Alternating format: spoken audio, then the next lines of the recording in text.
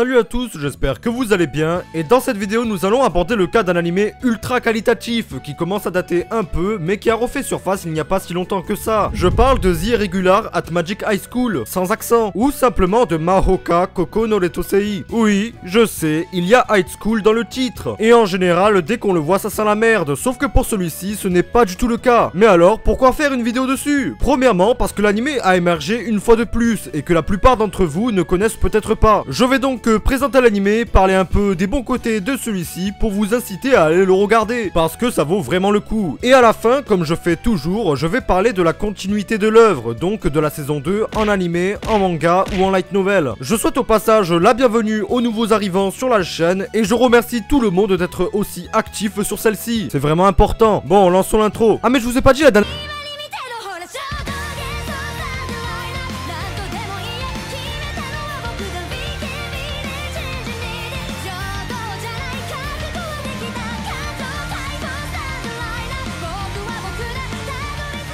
Mahoka Koko no Retosei est un shonen qui a pour genre action, comédie, drame, science fantasy et romance. L'œuvre a fait ses débuts en romance qui est un peu plus original que d'habitude, ensuite directement en format light novel qui plaît en général un peu mieux que le format roman. C'est par l'auteur Tsutomu Sato, ça a commencé à paraître en 2011, c'est licencié également en France et un total de 30 volumes à l'heure actuelle, alors que cela n'a pas fini de sortir. Après vient directement le manga qui n'a que 4 tomes et qui est accompagné d'un nombre incalculable de spin-off. Et ensuite vient enfin l'animé fait par les studios Madhouse et licencié en France par Wakanim en 2014 pour comptabiliser un total de 26 épisodes pour une seule saison. Il y a également eu un film qui est sorti en 2017, mais ce n'est pas ce qui nous intéresse ici.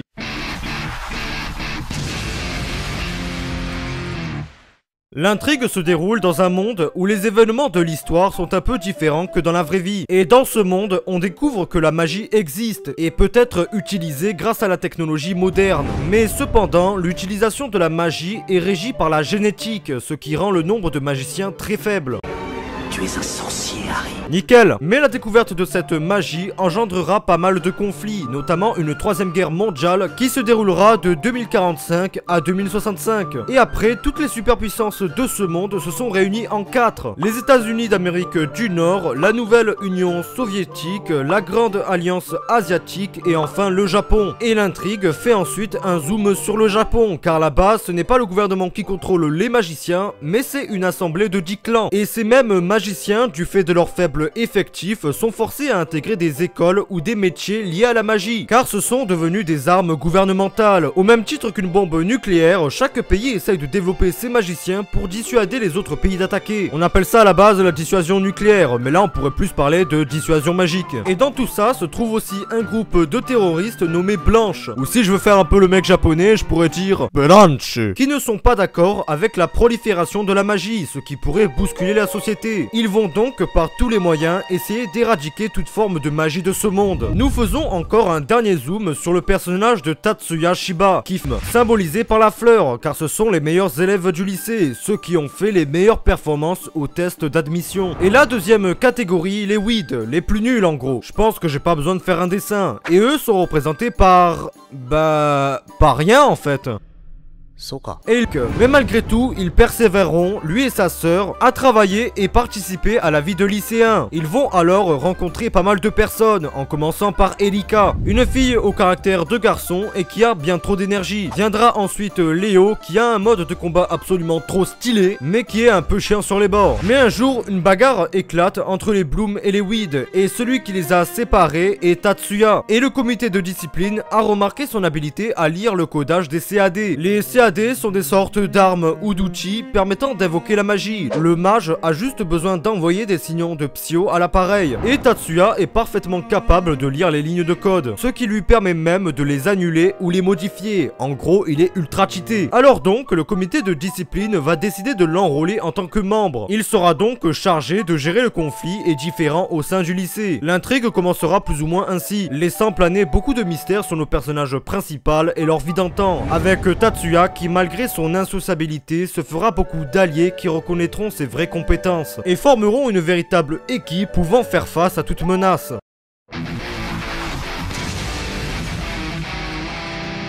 Alors pourquoi je kiffe Mahuka Kokono Retosei? Simplement de par son univers ultra développé et sérieux. On reprend ici la carte mondiale réelle, mais les événements ne sont pas les mêmes. Nous avons une suite logique par rapport aux modifications faites de certains éléments de l'histoire. Nous nous retrouvons alors avec un univers bien structuré, des superpuissances qui se sont rassemblées et qui essayent de développer les magiciens qui sont devenus des armes. Je pense sincèrement que si la magie apparaissait, cela se passerait à peu près comme ça. Et dans ces mêmes pays, nous avons des clans qui dirigent les écoles. Nous avons aussi plusieurs écoles, 9 pour être plus précis, avec Room of the Elite. Le truc qui est appréciable, c'est que nous avons des explications précises sur la magie. Bon, forcément on comprend pas grand chose, mais le fait que l'auteur ait fait cet effort est louable. Aussi, la badassitude du personnage principal pourra aussi vous faire apprécier la série. Un caractère froid, intelligent mais pas insensible, overcheaté qui résout tous les problèmes comme une simple addition. Bon, après sa relation de Lannister avec sa sœur n'est pas forcément ce qu'il y a de mieux, donc on va faire genre j'ai rien vu. Mais des fois, c'est tellement abusé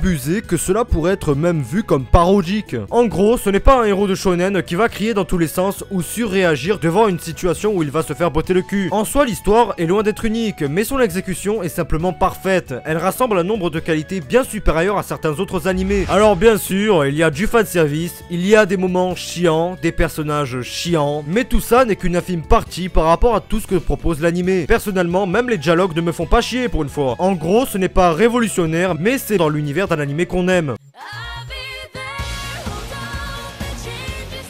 Donc il n'y a pas vraiment de surprise, la saison 2 de Mahuka Kokono Retosei est confirmée pour la date précise de janvier 2020 et sera animée par les studios 8-bit, il a dit bit, qui ont fait Hunter x Hunter et pas mal d'autres animés, donc à mon avis, niveau animation, il n'y a pas trop de soucis à se faire. Mais c'est sûr qu'après au moins 6 ans, c'est bon de savoir que la série n'est pas morte. Alors bien sûr, pour les impatients, même si je pense qu'il n'y en a pas beaucoup, vous pouvez reprendre là où l'animé s'est arrêté au tome 6 du light novel.